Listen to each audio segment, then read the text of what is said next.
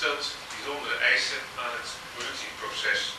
Dieren moet je nou helemaal anders behandelen dan machines. En je kunt ook niet zo exact de productie plannen zoals in de industrie. Derde punt, landbouw is beeldbepalend voor grote delen van het platteland. De grondgebonden landbouw, die draagt bij aan de openheid en de variatie van het landschap en in principe ook aan natuur en biodiversiteit, is van groot belang voor plattelandscultuur en we hebben net hier mooie plaatjes van de bergen, ook voor toerisme. In die opzichten is landbouw uniek. We spreken niet voor niks over een multifunctionele landbouw. Ik heb meestal nog nooit van een multifunctionele chemie gehoord. Al die eigenaardigheden samen vormen in mijn ogen voldoende redenen om de landbouw, en zeker de grondgebonden delen daarvan, anders te behandelen dan een gewone economische sector. Het aardige is dat volgens een enquête van een aantal jaren geleden ongeveer 95% van de burgers het met die visie eens was. De overige 5% zijn waarschijnlijk vooral economen. Die hebben vaak een heel beperkte kijk op de werkelijkheid.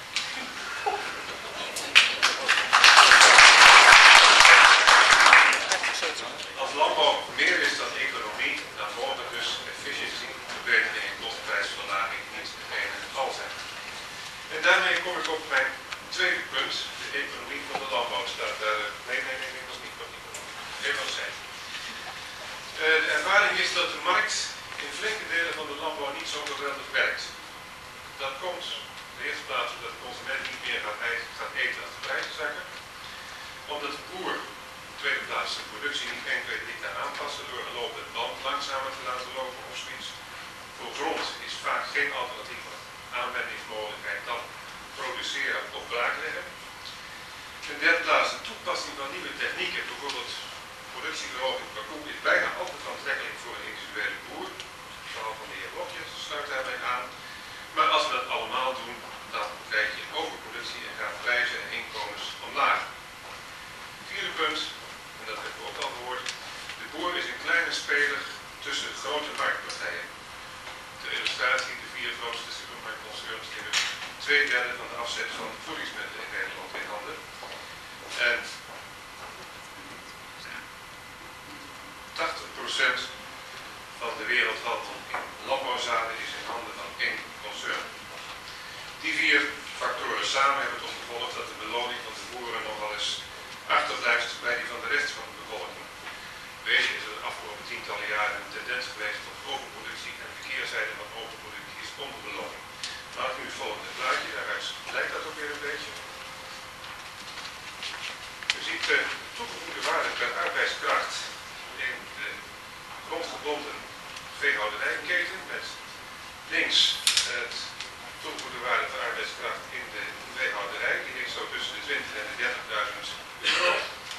En in de andere delen van de keten, de verwerking, de toelevering en de distributie, ligt die rond de 60.000 euro per arbeidskracht.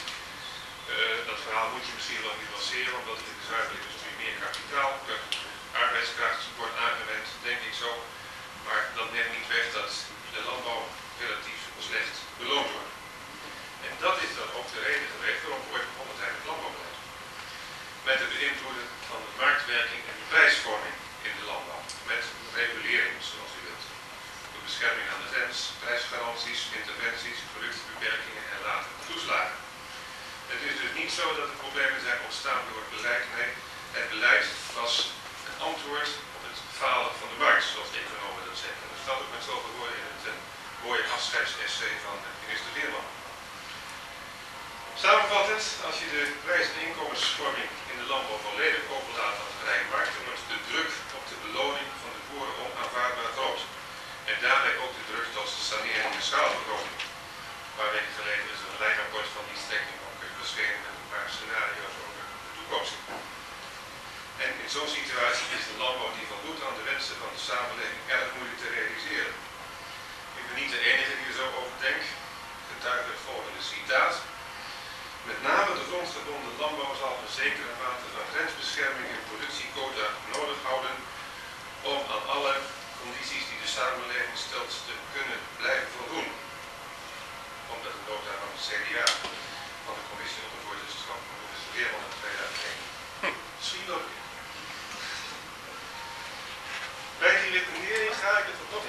uit dat die tendens tot overproductie blijft bestaan. Als dat anders wordt, als de vraag dus zo sterk gaat toenemen dat de productie niet meer bij kan benen, dan wordt de situatie anders. Maar ik moet dat nog zien, alle optimistische voorspellingen ten spijt. Ik loop al een tijdje mee, al 30 jaar in het landbouw-economische wereldje, en ik heb al vaker verhalen gehoord over structurele tekorten, maar meestal was het een paar jaar later weer een oogst. Kom erop terug. En dan Nieuw-Zeeland. In Nieuw-Zeeland is landbouw geliberaliseerd in het midden van de jaren 80. De boeren en hun organisaties waren daar nogal enthousiast over. Nieuw-Zeeland heeft de landbouw nooit zoveel gesteund als de EU. Verhoudingsgewijs ongeveer half zoveel. Onder meer met premies voor schapen en premies voor kunstmest. Nieuw-Zeeland had voor de liberalisering ongeveer 60% van de wereldmarkt voor de schapenvlees in handen. En als je dan premies geeft voor een schapenboer zonder de productie te werken, dan ben je dus bezig om je eigen markt te verderven. En dat is ongeveer vergelijkbaar met wat de EU deed met de zuivel voor de melkquotering. 80 tot 90% van de Nieuw-Zeelandse dierlijke productie gaat naar de wereldmarkt. Nou, in zo'n situatie kun je natuurlijk je eigen markt niet veel beschermen en kun je ook niet veel export steunen, want dat is onbetaalbaar. Dus je moet goedkoop produceren en dus grootschalig produceren. Nieuw-Zeeland had rond 1980 gemiddeld al 170 tot 180 koeien per bedrijf, die overigens amper 3000 kilo melk gaven, dus heel extensief. Door die grootschaligheid en de gunstige omstandigheden is de kostprijs voor melk in Nieuw-Zeeland laag. Het laatste cijfer dat ik zag, dat was 13 cent per kilogram, dus dan exclusief arbeid. Onthoud, de EU is van gauw 2 keer zo hoog. Dus alleen al vanwege die verschillen kun je niet zeggen dat wat goed is voor Nieuw-Zeeland ook wel goed zal zijn voor de EU. En was de liberalisering goed voor de Nieuw-Zeelandse landbouw? In het algemeen zijn de nadelen meegevallen. Er was verwacht dat enkele duizenden boeren ermee zouden moeten stoppen, maar dat is beperkt tot enkele honderden. Sommige gebieden gingen de grondprijs omlaag en er is een soort schuldsaneringsregeling toegepast. En de Nieuw-Zeelandse landbouw heeft het geluk gehad dat vrij kort na de liberalisering in 1986 de wereldmarktprijzen omhoog gingen. En dus ook de prijzen in Nieuw-Zeeland. Dat ziet u in het volgende plaatje. De onderste lijn, dat is het schapenvlees, dat is ongeveer gelijk gebleven. De tweede lijn van onderen, dat is het rundvlees, dat is een beetje aangetrokken. De derde lijn, dat is de wol, die dus duidelijk duurder is geworden na de liberalisering. En vooral de prijs van melkvet, dat is de bovenste lijn, die is fors gaan stijgen. En dat hing vooral samen met hogere wereldmarktprijzen. Zoals in 1985 de prijs van cheddarkaas $1200 per ton, Amerikaanse dollars. En rond 1989 ongeveer $1900. Dat was een prijsstijging van meer dan 50%. Daarvan heeft natuurlijk de Nieuw-Zeelandse melkveehoudij fors geprofiteerd. En ik denk dat die stijging van die wereldmarktprijzen in de tweede helft van de jaren 80 tegen 1990 sterk beïnvloed is door de melkquotering in de EU. Die gepaard ging met vermindering van de productie en afbouw van voorraad. De EU had toen een aandeel in de wereldmarkt van ongeveer 50%.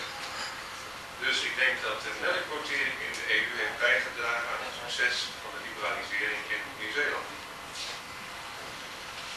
De prijzen bleven dus aardig op peil in Nieuw-Zeeland.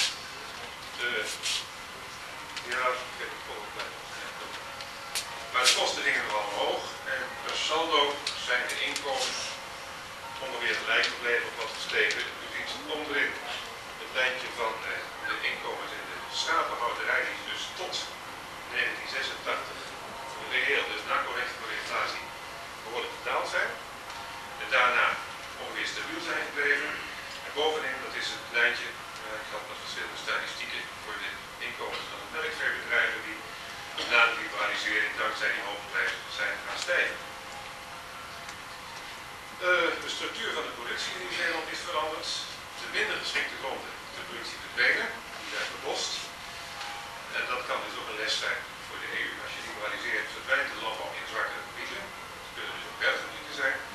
In betere gebieden is intensivering opgetreden. En dat blijkt ook een beetje uit volgende.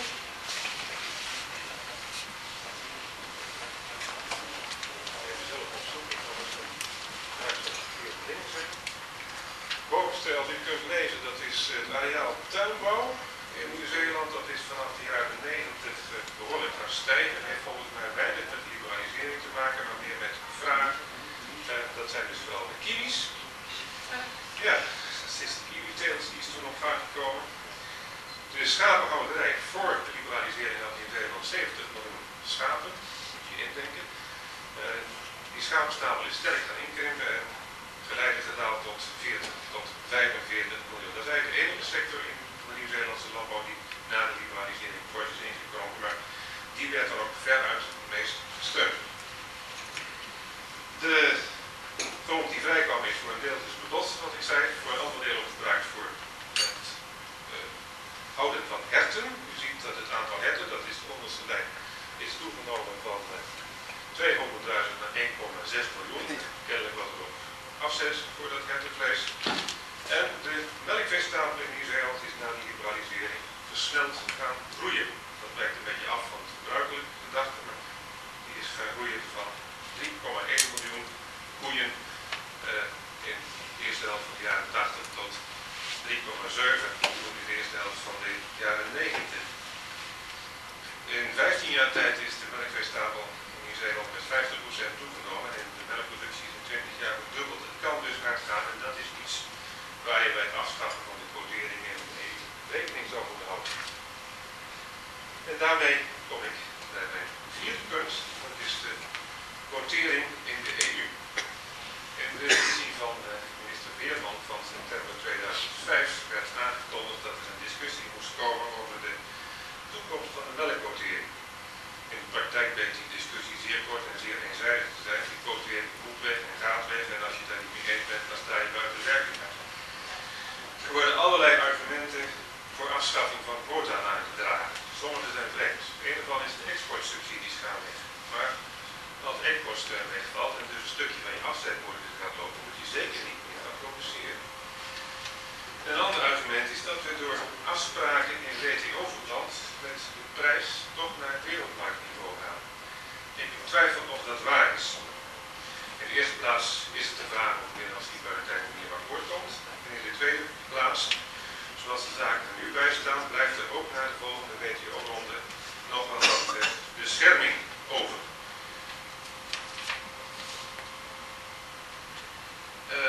Ik heb althans niet de indruk dat alle bescherming zal worden afgeschaft. Ook het Ledenakkoord van vorig jaar over het afschaffen van de melkquotering, daaruit valt af te leiden dat er toch nog wel bescherming overblijft.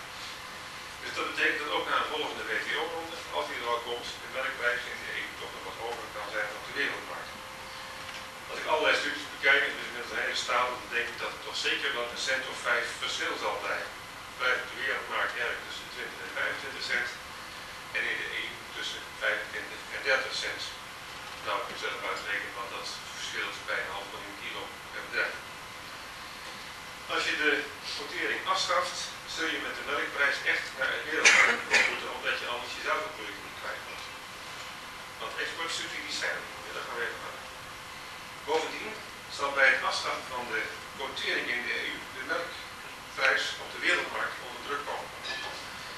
De melkproductie in de EU 25 ligt tussen 140 en 150 miljoen ton bij een kwart van de wereldproductie. Nieuw-Zeeland heeft maar 2,5%, hebben we inderdaad goed bepaald. Dus als in de EU de productie met 5 tot 10% zou toenemen, dat is een beetje de uitkomst van allerlei studies, dan kan er een productie bij komen die net zo groot is als de hele productie van Nieuw-Zeeland. En 10% productiestijging lijkt veel, maar als de productie per koe 1% per jaar stijgt en je houdt dat 10 jaar vol, heb je die 10%, dan moet je ineens investeren in nieuwe stal en zo. En de afgelopen 10 jaar lag de stijging van de melkproductie tussen de 1,5 en de 2%. De wereldmarkt is tussen de 40 en de 45 miljoen ton. Als er dus 10 miljoen ton bij komt vanuit de EU, neemt het aanbod op de wereldmarkt met een kwart toe. Dat scheelt zo enkele centen aan prijs op de wereldmarkt. Dus eigenlijk als de Nieuw-Zeelanden slim zouden zijn, dan zouden ze moeten pleiten voor het behoud van de quotering in de EU. Op het ogenblik zijn de vooruitzichten voor de wereldmarkt gunstig, maar een extra aanbod van 25% blijft uiteraard niet zonder gevolgen. Wat dat betreft, de OECD heeft allerlei prognoses. Die staan op de volgende. U ziet dat de wereldmarktprijs voor achtereenvolgende spoeden, boter en kaas zijn zo tussen 2001, 2002 en 2006 fors gestegen. Ze waren ook erg laag. Dat gaat ook met de productie, die gaat ook inlopen. De vraag die groeit. Er kwam droogte bij in Australië en ook een paar landen en dan zit de prijs de neiging om door te schieten. De prognoses van de OECD die wijzen erop dat ze ongeveer op het huidige peil zouden kunnen blijven. Ik wil er wel op wijzen dat prognoses van de OECD over prijzen in het verleden vaak aan de optimistische kant zijn geweest. En wat ook belangrijk is, de OECD gaat ervan uit dat de melkquotering in de EU blijft. Als die wordt afgeschaft, kunnen die lijntjes alleen maar lager uitkomen. De vraag stijgt fors, maar er is wereldwijd nog een behoorlijk groot productiepotentieel. In dit verband wordt China nog wel eens genoemd. De vraag naar zuivelproducten in China stijgt inderdaad, maar in de laatste 5 jaar is de melkproductie in China ook verdubbeld. Dus dat gaat ook hard. Dus het is de vraag of het optimisme over de zuivelmarkt wel zo gerechtvaardigd is. In ieder geval is het volgens mij heel onverstandig om je naast de weg te gooien als het een paar weken droog geweest is.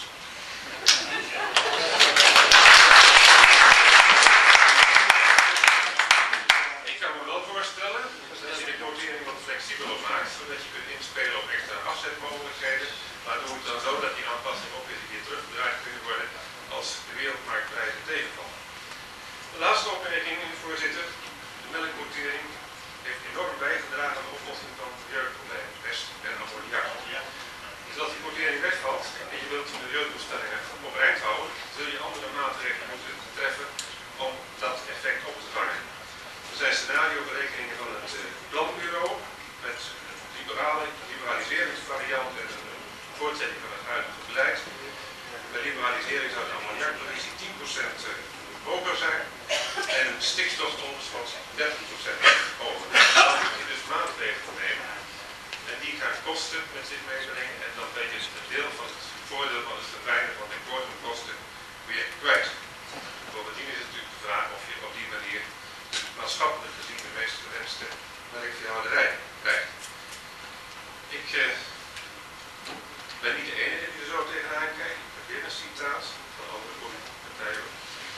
Bij afschaffing en ook bij hervorming van de melkquotering is de kans aanwezig dat veehouders meer inzetten op schaalvergroting en intensivering.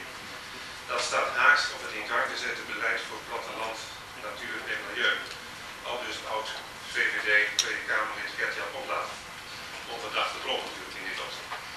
Kortom, afsluitend, als je niet alleen gefocust bent op een grote marktaandeel, maar met alle aspecten rekening houdt en in alle opzichten maatschappelijk verantwoorde veehouderij nastreeft, dat doet Bergman ook, dan is het heel onverstandig om de melkquotering af te schaffen. Dank u wel.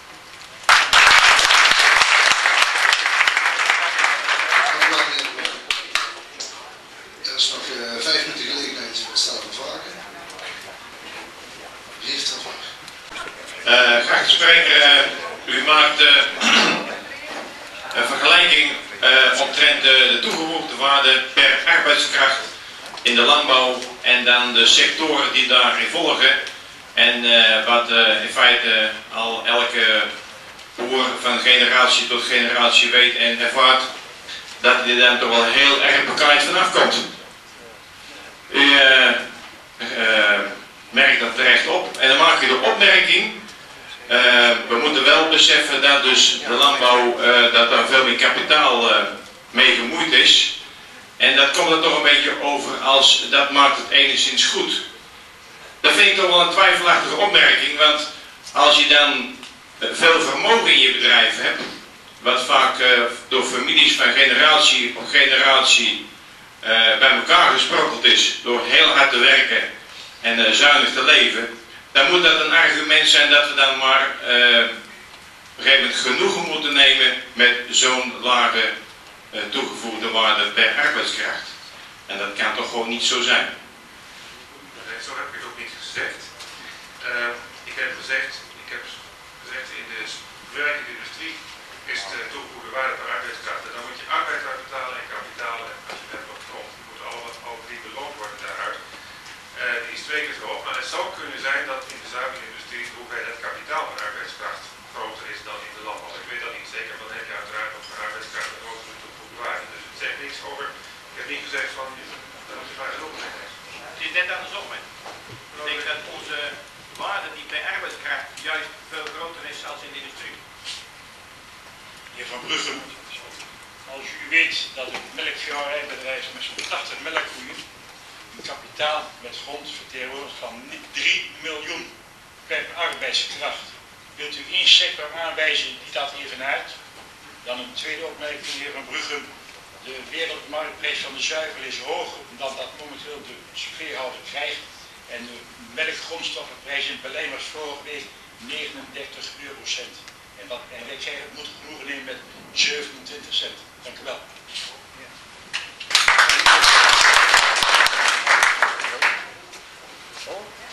De vraag of u andere sectoren kent waar het hoog is. Ja, dan zit je natuurlijk altijd met die factor grond. Dat is een heel bijzondere factor.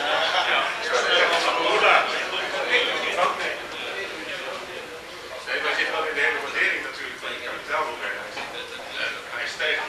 Hij stijgt in waarde en dat soort dingen. Dat verstoort het beeld. Maar dat neemt niet weg. Mijn conclusie was van, ik heb ook gezegd, de boerderij is duidelijk ondervertaakt. Zelfs als je wat nuancering aan. U zei kapitaal bij arbeidskracht. Kunt u geen bedrijf aanwijzen waar het hoger is? Nou, ik denk in de raffinaderij van Shell, waar een handjevol mensen werkt, maar goed. Daar ligt de winst ook Je wou het 1 keer hoger. Dat zal de toegevoegde waarde per arbeidskracht ook wel stemmen. Oké, is er nog een volgende vraag? Meneer de minister. Kunt u ook iets vertellen over de marktbescherming in Nieuw-Zeeland? Is daar een marktbescherming? Mij is wel verteld dat de zuivelproducten die in Nieuw-Zeeland in de winkel liggen, minstens zo hoog zijn of eigenlijk hoger dan hier. Dat weet ik, ja. Diezelfde fabrieken die hebben op een of andere manier zorgen ervoor dat de intern behoorlijke prijs gemaakt wordt. Alleen dan praat je dus maar over 10% van de totale productie. Dus daarmee kun je de totale prijs voor de boer niet veel beïnvloeden. Dat geeft natuurlijk wel een mooi steuntje in de rug. Dat is niet zozeer een kwestie van bescherming van de mens. Die is er niet op nauwelijks, behalve het gaat om allerlei veterinaire dingen. Maar het is gewoon een kwestie van prijsbeleid van de grote zuivelfabrieken. En ik dacht dat, ja, die Zeelandse zuivelproductie is ongeveer helemaal op de 90% in handen van één concern. Tini Brouwers neemt, dus dit komt. Er was nog één vraag hier.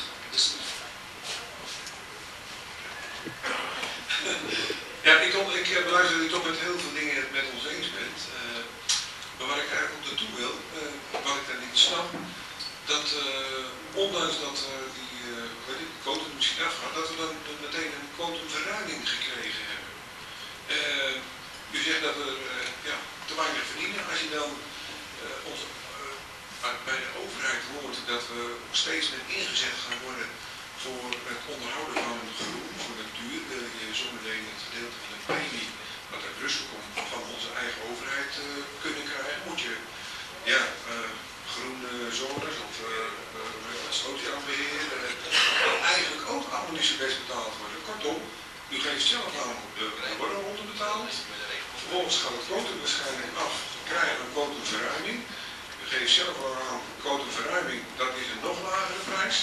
En we worden ook nog gespannen voor een kaartje van, ja, de consument wil meer groen of bloemetjes zien in de wijn. En daar worden wij als goedkope arbeidskracht voor ingezet of gepromoot. Kunt u daar niet het verhaal houden wat hij hier houdt? Als ik daar uitnodig, dan wil ik het verhaal ook wel houden hoor. Weet het trouwens wel, denk ik. Dat is een spanningsveld dat neemt toe naarmate de prijs meer onder druk komt te staan. De maatschappelijke eisen ten aanzien van melkveehouderij, die toch wil bepalen voor grote delen van het land. En in allerlei opzichten toe. Vogeltjes en biodiversiteit enzovoort. Aan de andere kant, afgelopen jaren heeft de beloning wel erg onder druk gestaan. Volgens Leiden gaat het de laatste 2 jaar wel wat beter worden.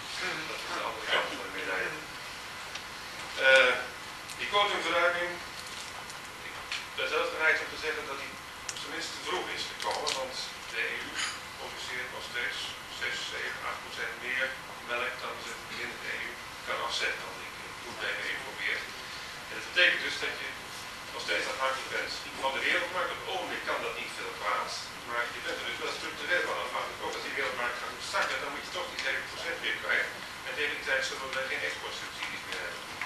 Dus ik vind het eerlijk gezegd niet verstandig dat nu de quota al verruimd zijn. Pas als de interne vraag gaat toenemen, zou ik zeggen, ja, dan kun je met de gerust gaan je quota wat verruimen. Ik zou zelf meer gezocht hebben in een wat flexibele, wat lagere superheffing. Dat je de superheffing lager wordt naarmate de wereldmarktprijs hoger is. Omdat degene die er over een kolen heen kunnen melken, tegen een wat lagere prijs. Nou, dat zij dan zo. Maar je hebt op zich ook niet wel een stukje zekerheid. Er is een hele grote studie geweest van moeten we quotumverruiming toepassen? Nee, op een gegeven moment lagen we in koud. Het kwam gewoon klaar. Ja, Oké, we gaan verder naar de laatste vraag. We zijn dat staat natuurlijk in het kader van het afschaffen van de quotering en de zogenaamde zachte landen. Ook met de zachte landen kom je aan de grond terecht trouwens. Ja, voorzitter. Bij quotumafschaffing kregen we een verruiming van de productie in de EU. Dat moet afgezet worden op de wereldmarkt. Tegen een lagere prijs. Ja, tenminste, daar mag je vanuit gaan als ik uw verhaal beluister. Maar waar ik veel meer belangstelling voor heb, is hoe kunnen we de thuissituatie de prijs omhoog krijgen? Want 90% zeg maar de Europese thuismarkt, daar moet de prijs omhoog. Hoe kunnen we dat voor elkaar krijgen? Dan laat 10% wereldmarkt maar zitten. Want dat levert daar het meeste geld op. Hoe krijgen we dat voor elkaar? Dan moet in ieder geval zorgen dat u niet meer produceert dan u op een redelijke manier kwijt kunt komen. Dus dat moet je in ieder geval de quota niet verruimen. En de prijs die nu uitkomt voor de boer is natuurlijk een soort mengprijs van wat er op de wereldmarkt gerealiseerd wordt en van wat er binnen de EU wordt gerealiseerd. Tot voor kort, tot zeg maar 2005, waren de prijzen behoorlijk laag. Die tekorten die er nu zijn en de hoge prijs op de wereldmarkt, die werken inderdaad heel traag door in de prijs voor de boer. Ze komen er nu niet uit en ik lever aan een fabriek die voor 99,9% op de Nederlandse markt opereert. Ja, dit is een afzet en in beide gevallen komt het er niet uit. Dus wat is er aan de hand? Nou, we hebben natuurlijk een supermarktprijzenoorlog gehad en ik denk dat er toen in de keten best wat ingeleverd is aan marge, ook waarschijnlijk bij de zuivelfabrieken. En misschien dat ze nu dus de zaak weer wat aan het rechtbreien zijn. Maar ik heb er eerlijk gezegd niet zo door kijken. Die hebben de laatste in ieder geval nog niet weggekomen, het blijkt. Ik wil de heer Van Bruchem danken voor zijn verhaal.